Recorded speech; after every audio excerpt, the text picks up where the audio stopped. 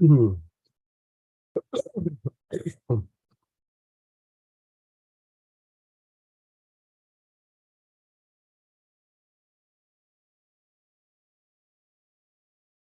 and welcome to all the viewers. Sorry that I had to cough.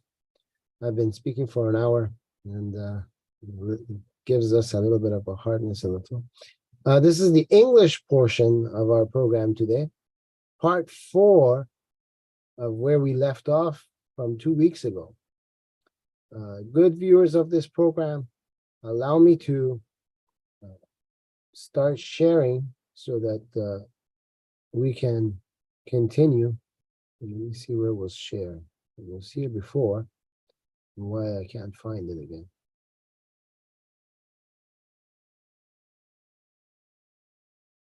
Well, maybe you do have it.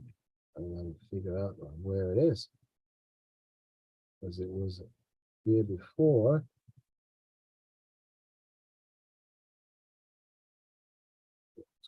Now we got it back. All right. Last 2 weeks ago, last time when we spoke together, we were at the point where we were talking about the languages that Jafar As-Sadiq knows. But I need to go back a little bit, and I need to give you guys a little bit of information, which unfortunately for the English viewers, I never had the chance of giving to you, because when we created this program, originally I was a guest on a different channel that belongs to a good friend of ours by the name of Dr. Qmars Kiani. And in that channel, when we started this at that time, 3 years ago, the idea was with the mindset of helping Iranian people free themselves from this fake religion called Islam. And the way that I formatted our program, I started off from the very beginning. By the very beginning, it means in Islam, when you study Islam, the first thing that they teach you before they teach you the religion is they come up with their fake history. Their fake history is based on a supposed prophet that was born in a city called Mecca.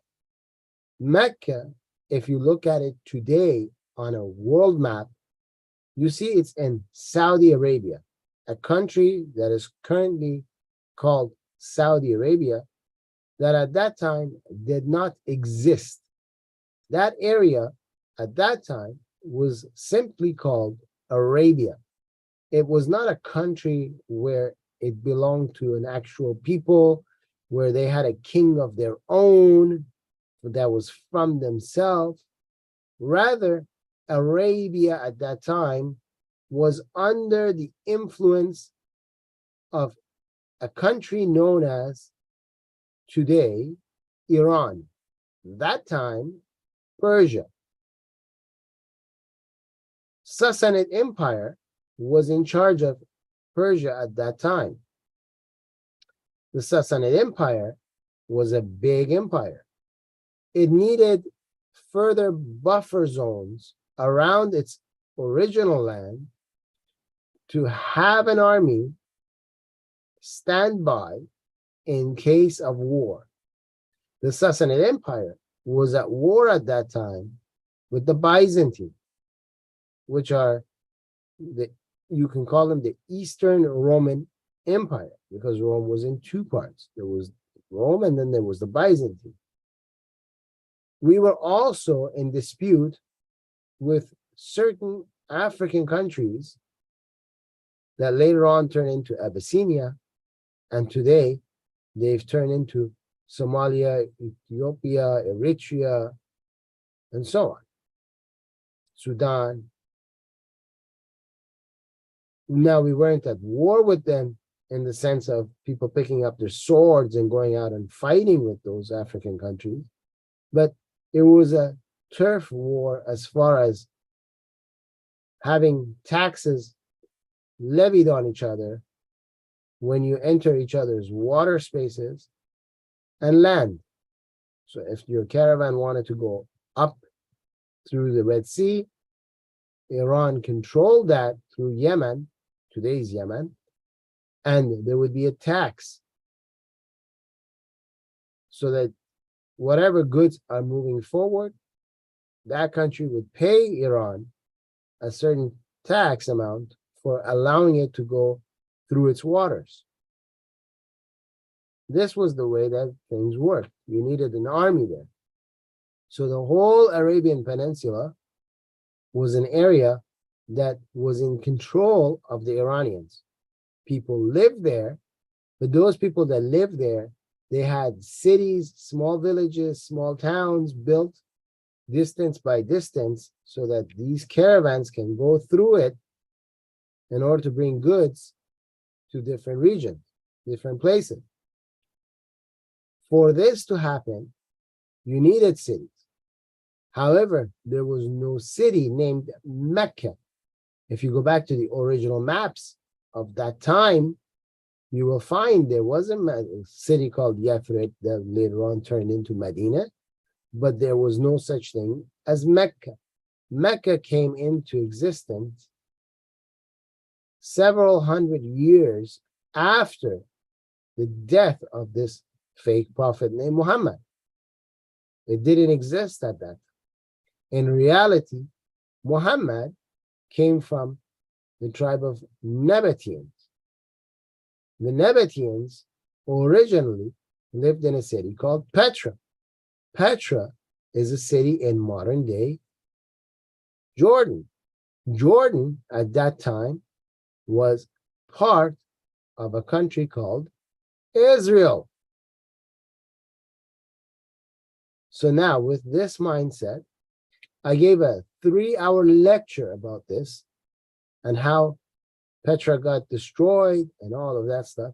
Unfortunately, all of that was in Persian. So that means later on, once we finish talking about the so-called 12 imams of the Shia religion, we will go back for the English viewers and we'll give those lectures again in English so that you guys can catch up to where we are with the Persian language, because they had a head start. After that, we talked about the book being fake. And we talked about how they took many, many, many different parts of this Quran from other books in other languages. Some they took from the Old Testament, some they took from the New Testament, some they took from writings of famous poets from the Assyric language, some they took from Aramaic poets, some they took from the Persians, some they took from others, and we went through this and we explained that. Fortunately, that was also in Persian, so we will have to give a lecture about that in English. Then we started talking about the life of the Prophet of Islam, the supposed Prophet of Islam, including his unhuman-like birth, where when he was born 4 years after the death of his father. Meaning, his father did dingy, okay? He did the deed with his mother. Then the father died. Then the mother kept this child in her womb for 4 years. And when he popped out, according to fake Islamic history, from his mother's, where the kid comes out, the vagina, a light came out so bright in the middle of a night that this light shattered the windows of the palaces of the king of Iran, the governors in charge of modern-day Iraq, which was a region of Iran, governors of Syria, Damascus, which was a region of the Byzantine, but supposedly none of those nations wrote anything about it, because apparently none of them saw it. Nothing of the sort happened.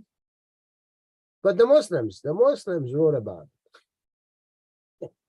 And when Muhammad was born, he already had teeth at the age of supposed newborn, couple of minutes old child, and he could stand and walk, because after all, he's been living in the womb for 4 years.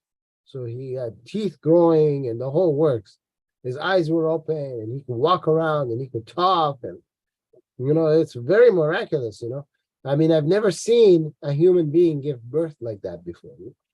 Even the whale that gives birth after 2 years, even the whale had a shortcoming compared to Muhammad and his mother, because, he was born 4 years after.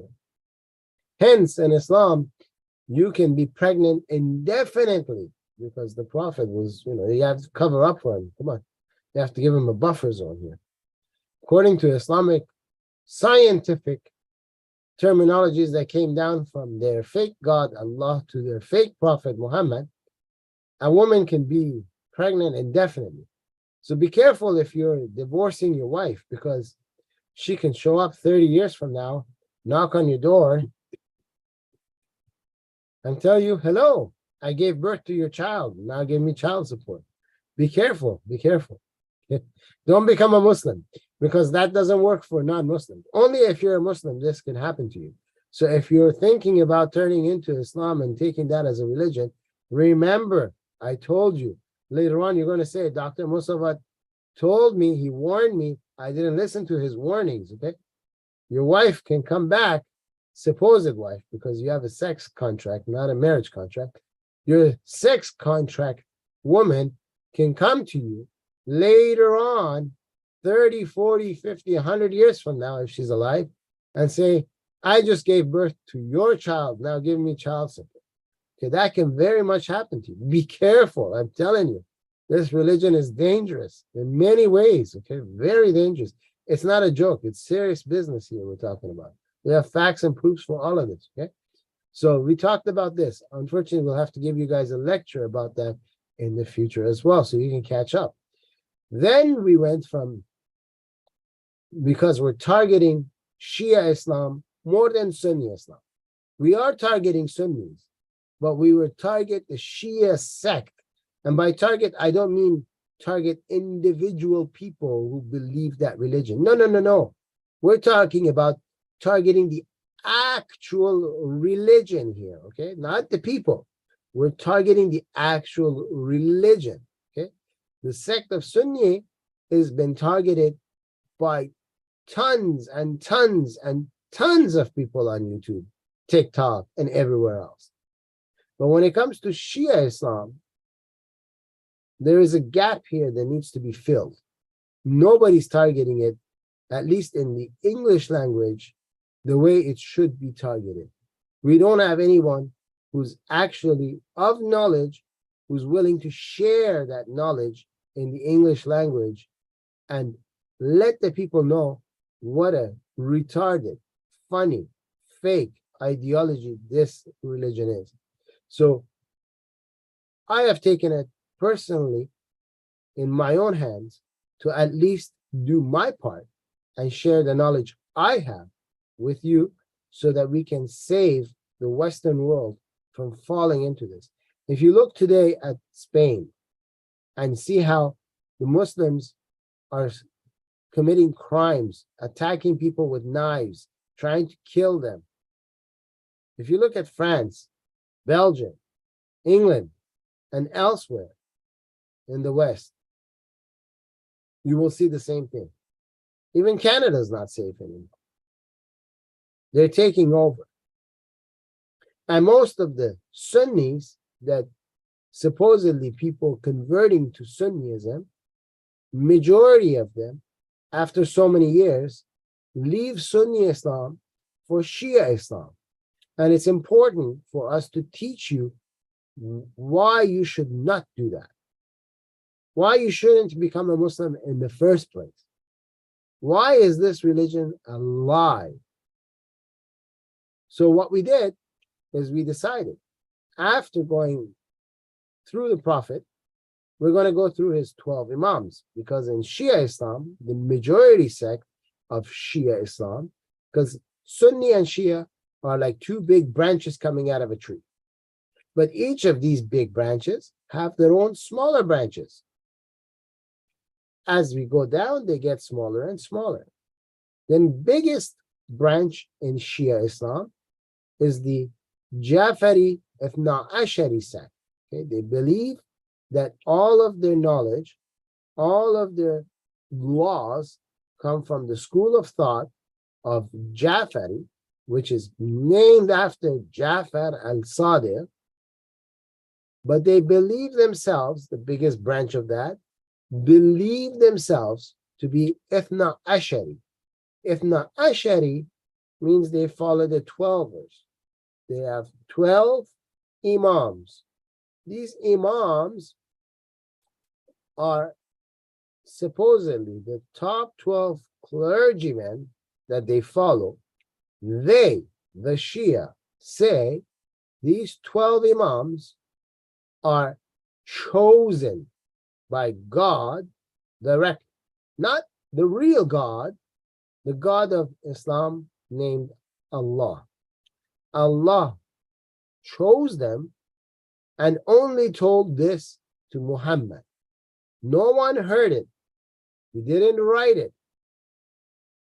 But Muhammad said it. And we all know Muhammad speaks for Allah, because Allah doesn't speak. After all, he's nothing more than an actual idol. But they don't teach you that part. They say Allah is over everything, out of his creation, and somehow he has an angel that keeps coming down by the name of Jibreel, which is a copy of Gabriel. And this Jibreel is a messenger that Allah uses only to speak to his human messengers who are on earth. And this Jibreel, like a ping pong ball, keeps going back and forth, back and forth, back and forth, because apparently Allah can't make up his mind and just give the message one shot. Every time an incident happens in the life of Muhammad, Allah has to send this Jibreel down for that situation to tell Muhammad something. So now that Muhammad's about to die, Jibreel has to come down and tell this Muhammad who the next Imams are going to be. And every time a new Imam came along after the death of his father, he would say, oh yeah, my name was in the list too. The list continuously keeps growing as time goes by, which is really weird for God to not tell you everything one time and instead wait for life situations to happen and then say, oh yeah, but I can add this to it. Apparently, this God doesn't foresee the future as they claim, because the future has to turn into the present before this God can actually say something or do something. Hence, we are looking at the 12 Imams. Okay? We started with Ali, then Hassan, then Hussein, then Ali Zain al-Abidin, then Muhammad Baqir, and now we are on the 6th Imam, which is Jafar As-Sadiq. When we finish the 6th one, we're going to go to the 7th, 8th, 9th, 10th, 11th, 12th. When we finish that, for the English viewers, we will go back to Petra and Mecca, and we will restart that for you so you can catch up. So right now, you are with us in the 6th Imam. We did create for you English language programs that were mixed with the Persian language in the last 10 videos that we had done. And you can go back to those and catch some of these previous imams in those programs. Those ones we're not going to go back and do again for you guys because it's already there. But moving forward, as you know, we have a complete 1 hour Persian program and a complete 1 hour English program. And in the English program, we're going to go and make sure we cover what you guys missed out. So do subscribe to our programs and do share them. Make sure you share them. You have complete permission to share what I give you. Just make sure that when you share it, you let people know where you got it from.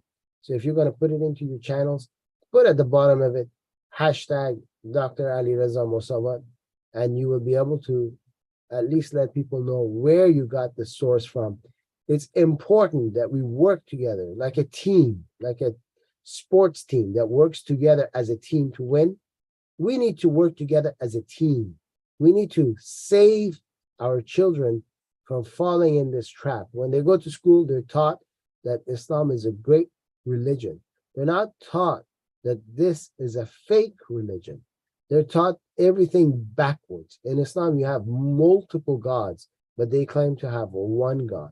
In Islam, in the Quran, God says, Allah says that if he wants a child, he will look for a girl from amongst his own to have a good time with, so he can get her pregnant and leave her. There's no talk about a marriage there. It's just a one-night stand kind of thing for Allah. So it's completely different from what we have. Their whole foundation's there. However, we left off last time about Jafar As-Sadiq in part 3, where we were talking about languages. And in languages, as you can see here, he was talking about live languages. It's important that we tell everybody there is no such thing as a live language. You can't kill a language. It's not like you can grab a knife and go cut the neck of a language off and throw its head off. You can't shoot it with a gun. You can't take a stone and smash the head into multiple pieces. You know, language is knowledge. You either have it or you don't have it. You either know it or you don't know it. You either learn it or don't learn it. When it comes to language, we don't say live and dead language. We say ancient and new. So what is a new language? A new language is modern day English. An old ancient language is old English. Like the original King James Version. You know, it's old English. Whereas when you look at the new version or the American version, it becomes new English. Today's spoken English. An old language could be the old language of the Egyptians with its calligraphy. Not used anymore. It's not a dead language. There are people that can still read it. It didn't die. It's just not used because the country was invaded and was forced to use a different language. So people learned a different language and forgot how to speak the old one. It didn't die. Here, the writer doesn't know that. And he started talking about live languages, as you can see here, familiarity with all the live languages, okay? Meaning there are dead languages, which is very idiotic. This shows to you the clergymen of the religion of Islam, they are uneducated. They don't have education. They do not understand what they say. Following someone who's lost, who's misled, who doesn't know what he's talking about, makes you lost and misled. Don't do that. You're playing with your life. However, when we talk about language, it's important to remember, if you ask somebody, what language do you speak? The person will tell you and will start naming the languages they know based on how well they know that language. Meaning, they will normally tell you, in 99% of the cases, the language that they were born into, that they studied their whole life, that they learned when they went to school, as the number one language they know. And then they will slowly list to you the languages that they think they're most comfortable with next after that, until they get to the languages where they might be able to understand, but maybe not be able to speak. For example, if someone is living in the West, in an English country, or an English-speaking country, like America, Canada, Ireland, Scotland, England, and you ask them, what languages do you know? Most likely, they're going to first tell you English. Why do we say most likely? Because they could be a foreigner that lives here of a different nationality, and at home, maybe in that person's house, they speak a different language first, in which case that language becomes that person's mother tongue. This is where the term mother tongue comes from. Your first language is your mother tongue.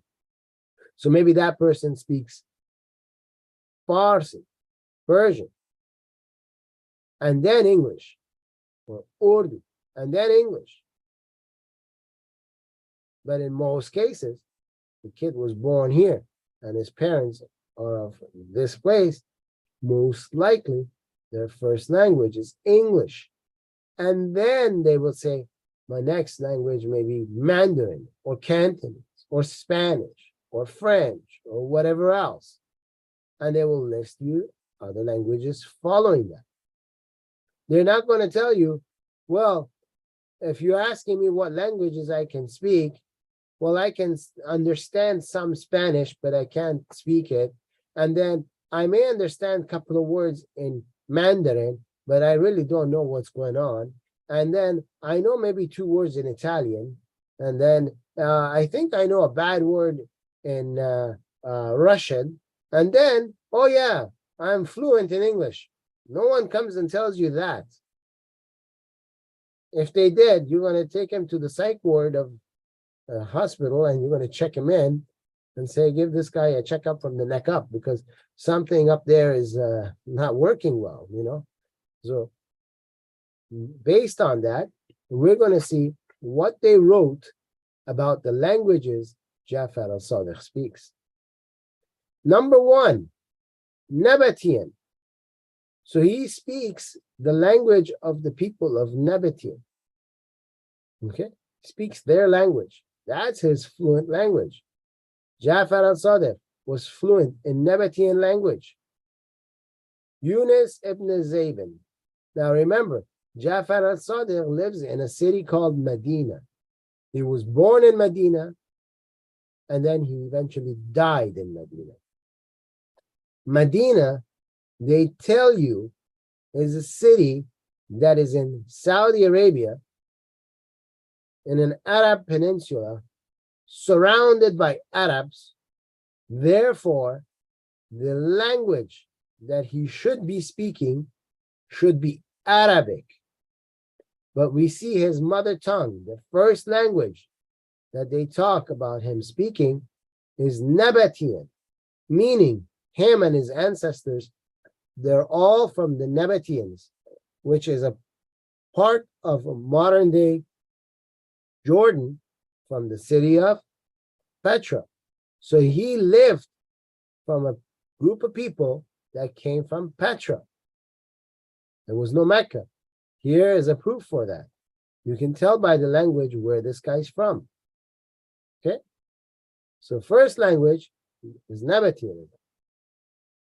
when we're looking at his language, he spoke to this guy, Yunus ibn Zayman, who lived in his city of Medina, but spoke to him in the language of Nabatean, which means he's speaking with his friends and family members in his own mother tongue. Similar to in the West, if you have two Iranians, they may speak with each other in Persian instead of English. Or two people from the same region of China might speak together in Mandarin. And another two people from a different region of China might speak together in Cantonese, but they're in the West. They choose to speak in their mother tongue instead of English. This happens all the time. It shows where that person's from, because they're speaking their own mother tongue when they meet each other, instead of having to speak in the language of the nation that they happen to be in. So when they tell you these guys are Arabs, that's a lie. They're not Arabs, they're Nabateans. Furthermore, let's see, in his quote, whatever he was saying, Jafar As-Sadiq talks about the people, okay, the first rebellious facts that revolted against Prophet Moses, supposedly Prophet Jesus, which we know Jesus is God and not a prophet, but they don't, and Imam Ali, the first Imam for the Shia after their Prophet. Now these three, okay, happened in Nahrawan, a city. Nahrawan is in modern day Iraq, but it's towards Petra. Instead of going towards Mecca, the city will face towards Petra instead of Mecca, which is further down south. And according to Jafar As-Sadiq, this Nahrawan is a place near the hometown of Yunus ibn Zayman. Yunus ibn Zayman is from a hometown where the people of that hometown speak the Nabatean language, and this town is near to Nahrawan, which means they're talking about Petra, not Mecca. And what is he saying? He's talking about the people of Moses revolting against Moses, the people of Jesus revolting against Jesus, because supposedly the people of Ali revolted against Ali. However, if you look at the history, no Jewish person revolted against Moses in the sense of creating a rebellion, picking up swords and going to war with Moses. The Jews didn't go to war with Moses. Hence, no Christian ever went to war with Jesus. His disciples didn't pick up their weapons and try to cut off the ears of Jesus. They picked up their weapons to defend Jesus. So again, Jafar As-Sadiq doesn't know history, doesn't have knowledge, and his God is incapable of giving him the knowledge. Supposedly, this God chose this clown named Jafar As-Sadiq to represent him, meaning everything Jafar As-Sadiq is saying is what Allah has ordered for Jafar As-Sadiq to say on behalf of Allah, which means Allah doesn't know history, lacks the knowledge of it, is incapable of teaching you history. And a God that doesn't know history cannot be worshipped, because even people know history. So people know what God does not know. That God is no longer God. It's a figment of somebody's imagination. It's the same as an idol. There is no such thing as Allah. It's fake. And we can tell because Allah doesn't know history. And then we get to Ali. Ali also didn't go to war with his people. Ali went to war with multiple governors who each one of them wanted to be the main governor. The Khalif is the governor. In Ali's time, Ali was a Khalif, Muawiyah was a Khalif, Tala, Zubayr, and even one of the Prophet's wives, his favorite one, Aisha, all claimed they are Khalifs. Hence, there was the war of camel between Ali on one side, Tala, Zubayr, and Aisha on the other side. In the battles of Safin, you had Ali on one side, Muawiyah on the other side. They were fighting to see who can become the main governor. There was a faction that split from the Battle of Safin, and they called themselves the Khawarij, and they wanted to become a governance under themselves. They rejected Muawiyah, and they rejected Ali, and they started their own little territory, and they wanted to spread their government over the others. So they became another fraction of government within a government. The average person was forced into battle because the way of the people of that time in that region, for the Arabs, they have something they call bay'at, which means they say, I acknowledge you as my governor. Like, for example, in some other tribes and nations, someone would say, I acknowledge you as my chief. Now that person is their chief. That person says something, they have to do it.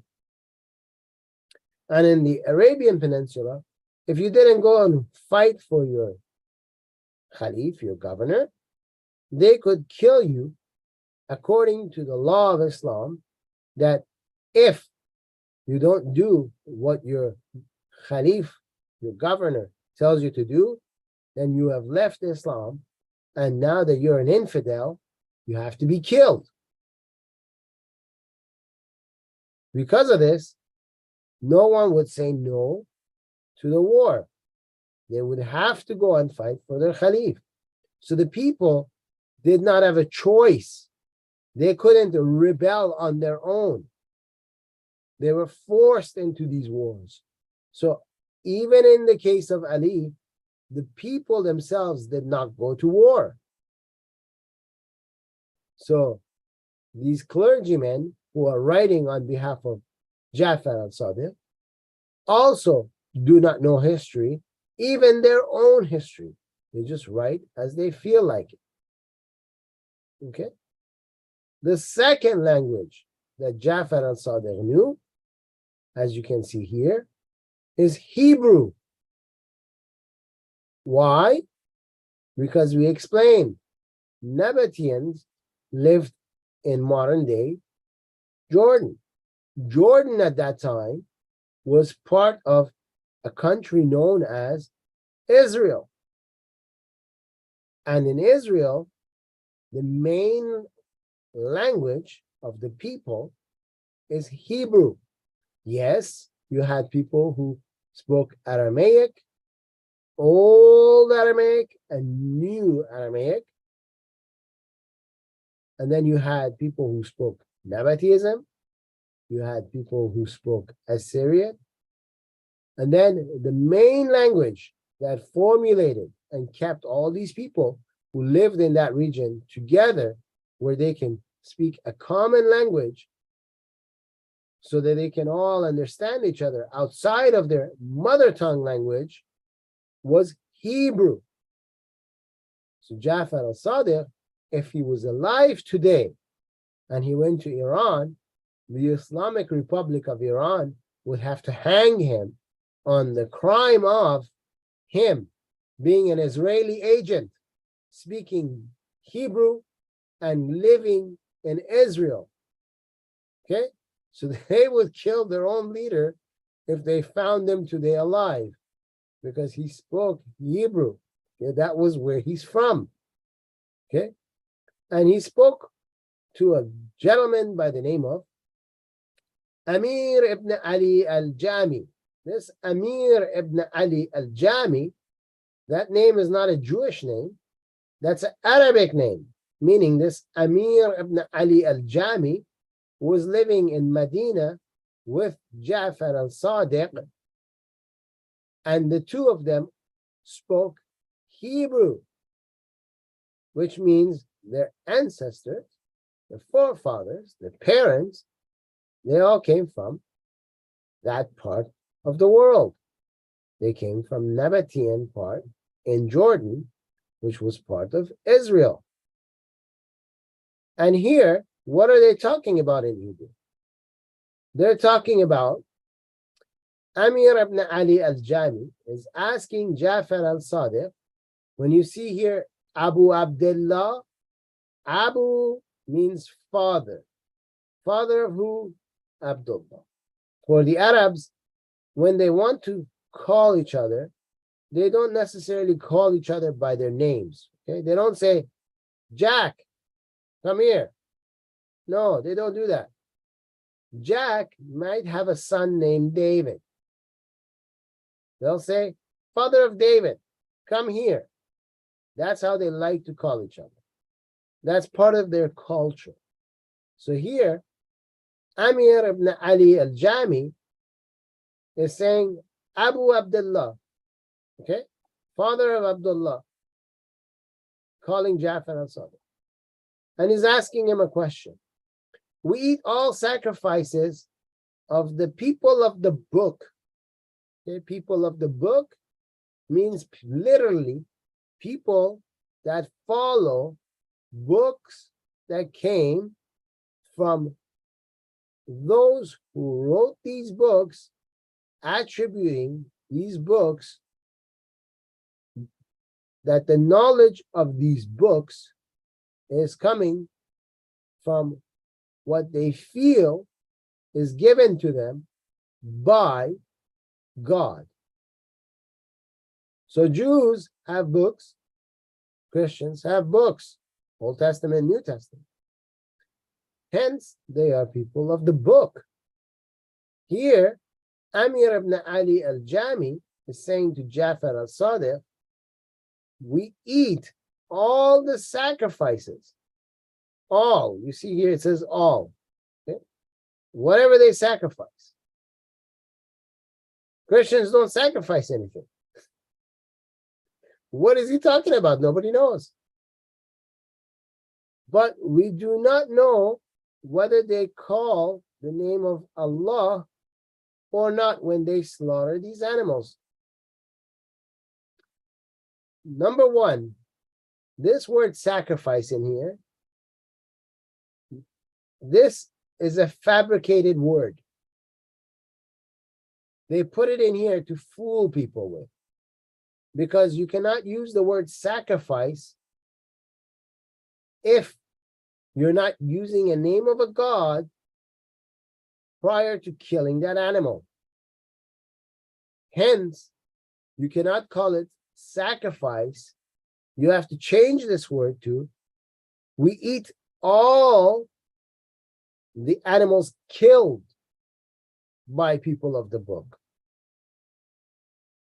You cannot call it a sacrifice. You sacrifice for God.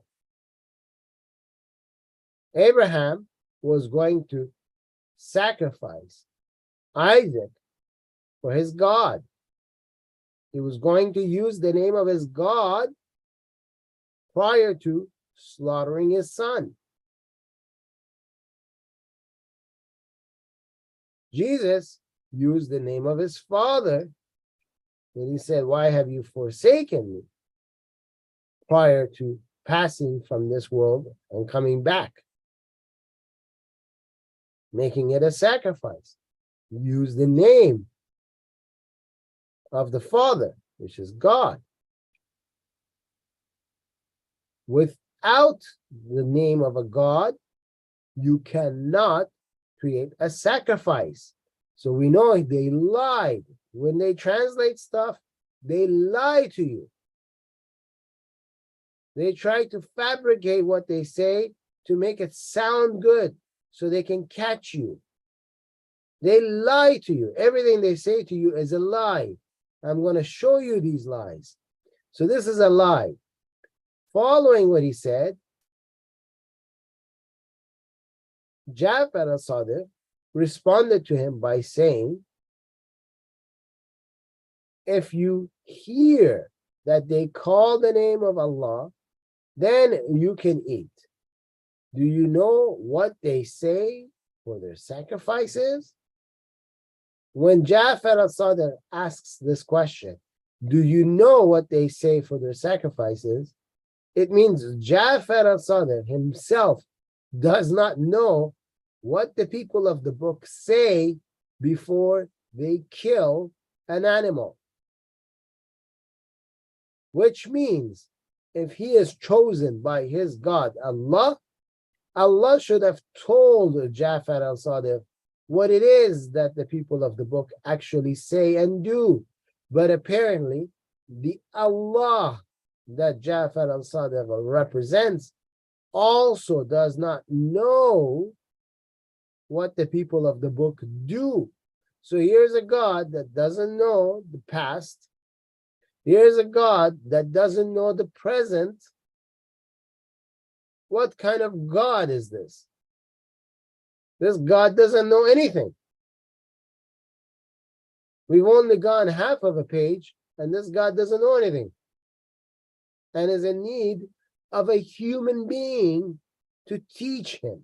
Because here, Jafar As-Sadiq is asking this question from Amir ibn Ali al-Ja'mi, who is supposedly coming to this Jafar As-Sadiq and his God, Allah, in order to get answers for his own question. But now the table's been flipped on him. Allah and his representative on earth, Jafar As-Sadiq, they are asking Amir ibn Ali al-Ja'mi to teach them about the people of the time. Isn't that a funny God? Who wants to worship a God that needs you to teach him? Okay? Very, very terrible business here. Don't fall for this Islam. Make sure if you're in an English language where you understand English as a language, whether you live in the United States, Canada, or elsewhere, make sure you notify your churches so that they can join and learn these things, so that when they teach in their own churches, amongst their own people, they can teach them the truth about this religion and save their members and their children from ever falling into this trap of this religion, and rather be able to use what we're teaching you in your own cities, in your own towns, and wherever you live, to be able to talk to Muslims in your own cities and show them what we're showing you, so maybe we can save some of them. Okay, let's go to the next page and see what the answer is. Okay, I hope you can see what I'm seeing. He said no. Amir said no, they're not using the name of Allah. We don't know what they're using. Nobody knows what they're using. Jafar As-Sadiq here, he read. When he says he read something, this is Jafar As-Sadiq reading. Okay, he's reading. You know, like you read a book. He's reading. Okay, whatever he's reading is written. Okay. He read something I did not understand, then said, this is what they are commanded. Okay. So I, Amir, said, would you please allow us to write this? Isn't that funny, people? Isn't that funny? Jafar As-Sadiq is reading it. It means it's written. It's already on a piece of paper, a piece of leather, on a stone. It's on something, right? Physically, you can hold it and read it, okay? So it's already written. I don't know how much I can stress that. Remember it, it's written. But Amir is now asking Jafar as if Jafar said something from his mind and it's not written down. And now Amir has come up with this great idea that we should write it. When these guys lie to you, this is how you can catch them red-handed.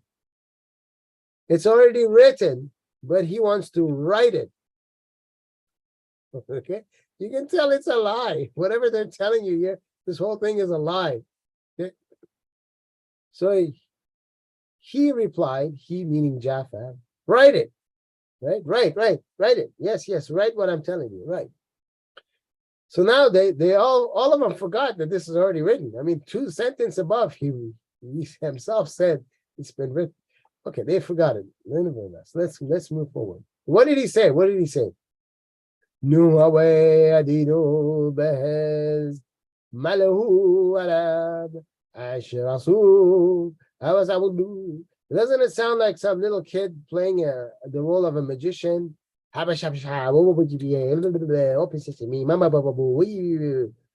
making up mumble jumble as he goes along. All right, let's see what this all this nonsense that he's saying. What does it mean?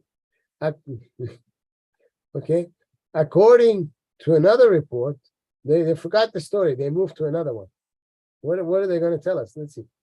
According to another report, the Imam dictated a statement in Hebrew. Okay, that's supposed to be Hebrew. Okay, which means the following. Let's see. What is it? What is the following?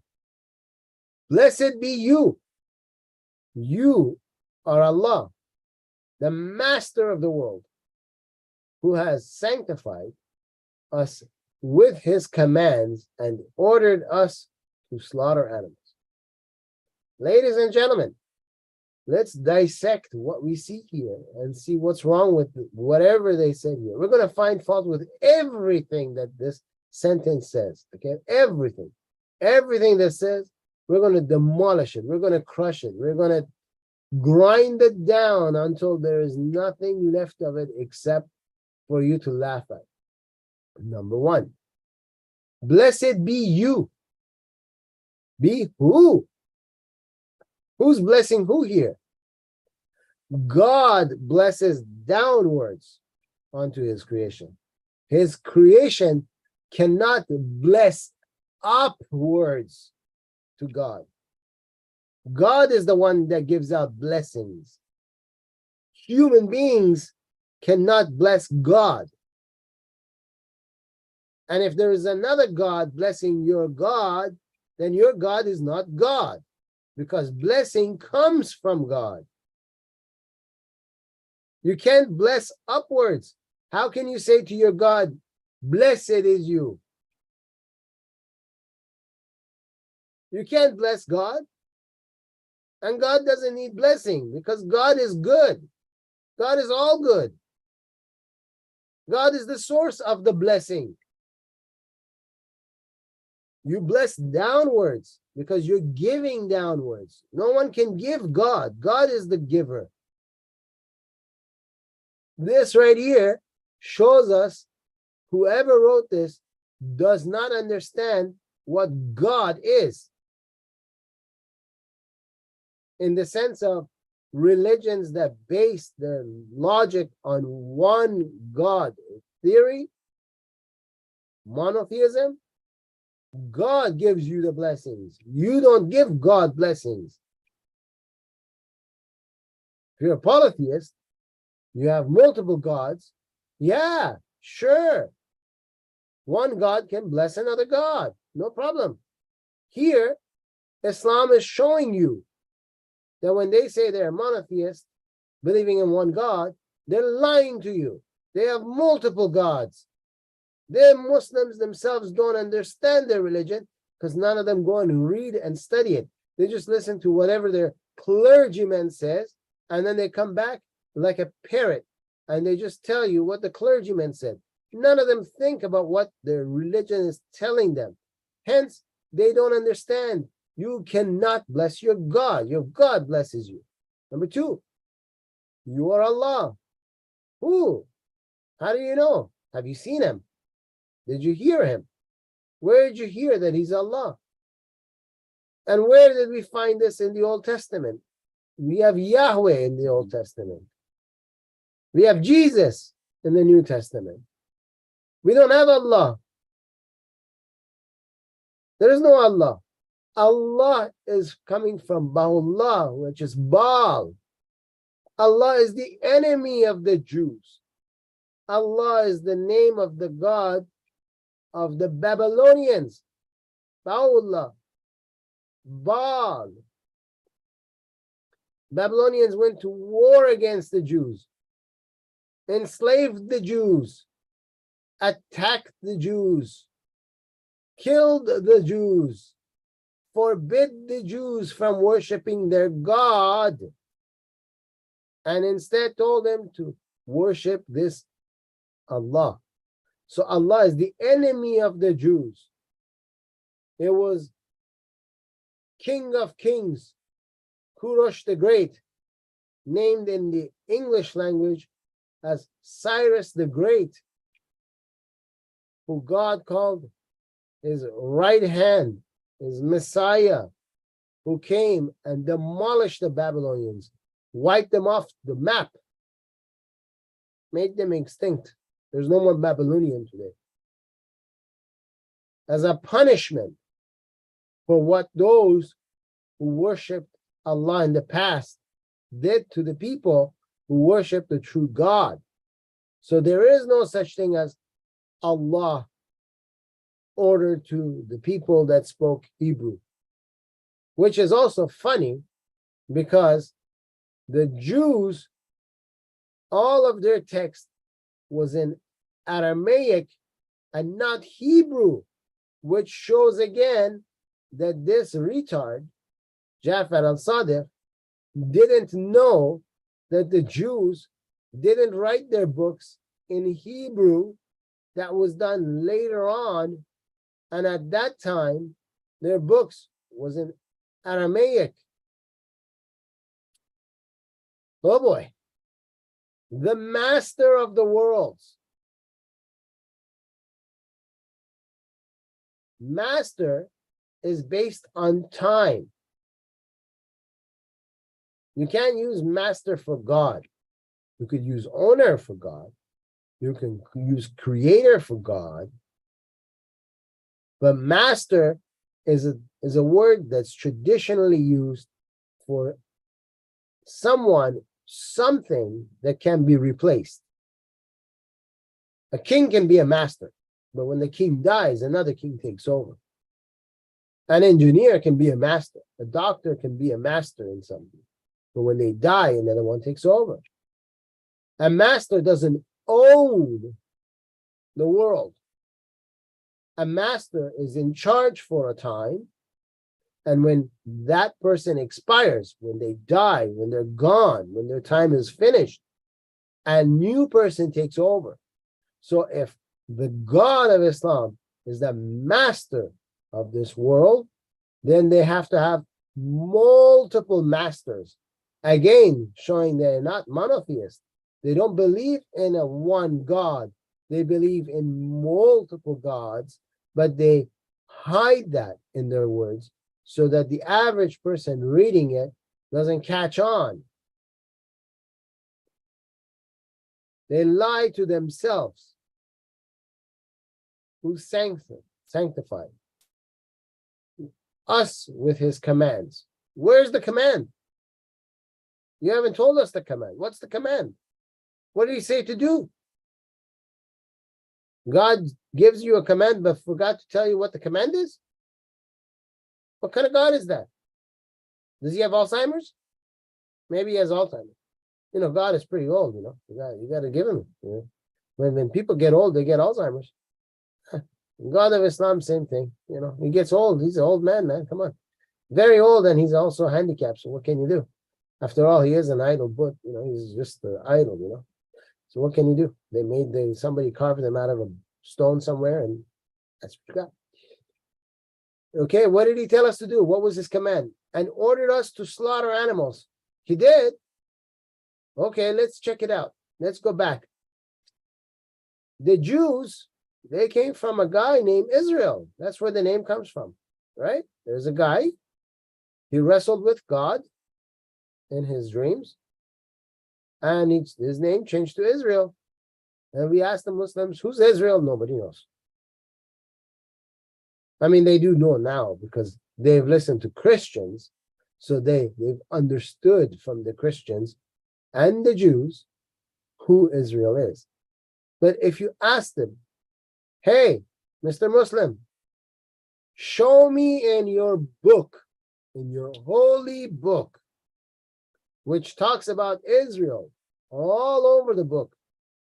The people of Israel, the people of Israel, the people of Israel. The biggest Zionist in the religion of Islam is Allah, because Allah always talks about Israel. Never once does he mention the Palestinians. The Palestinians don't exist for Allah. Only Israelis exist, okay? Now you ask him, can you show me where your Allah told you who is this Israel that he keeps talking about? Nobody knows. Nobody knows. They don't know his name. They just know Israel, okay? Now this Israel, supposedly, this Israel in Islam, according to Shia Islam, the God of Israel gave them commands. But in reality, Israel gave commands for Israelis. And they added the Israelis to the commands of Israel. Israel never, ever came along and said, a book fell from the sky, hit me in the center of my head, and I opened it, and it said, I am your God, and I am telling you, and it's an order, and this never happened. Like how supposedly it happens in Islam, where God has his own angel as a messenger named Jibreel. They stole from Gabriel, and Jibreel continuously keeps coming down, going from heaven down to earth like a ping pong ball, a yo-yo, and he keeps going up and down, up and down, up and down. Every time something happens in the life of the Prophet of Islam, this Jibreel keeps showing up to tell him what to do in that situation, and says, this is from God. Nobody sees this angel either except for Muhammad himself, and everything that comes out of Muhammad's mouth is, well, Jibreel told me this because God told Jibreel. Jibreel is telling me, so I'm telling you. So everything that happens in his life, as his life moves forward, minute by minute, day by day, Jibreel keeps showing up and has to tell him something new. You can't just tell him one thing one time for the rest of his life. No. Every time an incident happens in his life, Muhammad needs something, like he has to go use the bathrooms. So now he has to tell you, you have to wipe yourself with 3 stones. Now you need to go pray. Okay. Jibreel has to come back down and tell you how to do ablution. Okay. Now it's time to have sex. Jibreel needs to come down and tell him how you perform the sex. Okay. It's time to eat. Jibreel has to come down. Jibreel is going to tell you how you got to eat. Okay. It's time to go for a trip. Okay. Jibreel just showed up. He's now telling us what to do. He can't tell you all of this in one shot. Step by step, as Muhammad's living his life and some situations coming up. Oh, yeah, now I have to think of something. Okay, Jibreel just came and talked to me. Oh, yeah. That's how it went forward, okay? So the guy made up whatever he wanted to make up, and then it's easy. It's Jibreel who told me. It's too bad you don't see him. I saw him. Okay, nobody else can see him. Only you got to be a prophet to be able to see him. You don't see him, you're not a prophet. You see how easy it is? So, in this area, this Jibreel and his God Allah, they forgot to tell us what is the process of what you say?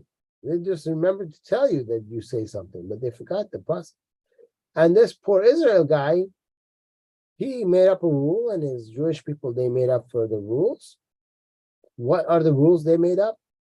They made up rules for themselves that you can't eat an armadillo, you can't eat pigs, you can't eat shrimp, you can't eat this, and you can't eat that, and you can't do this, and you can't do that.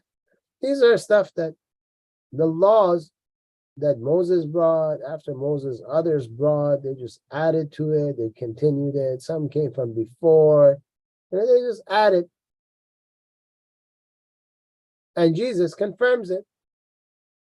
Jesus says Israel put laws for Israel. They put laws to make themselves a separate group of people from the people that lived in the area where they lived at the time they lived. They wanted to make a distinction that we are Israelis and you are not. So they put laws on themselves.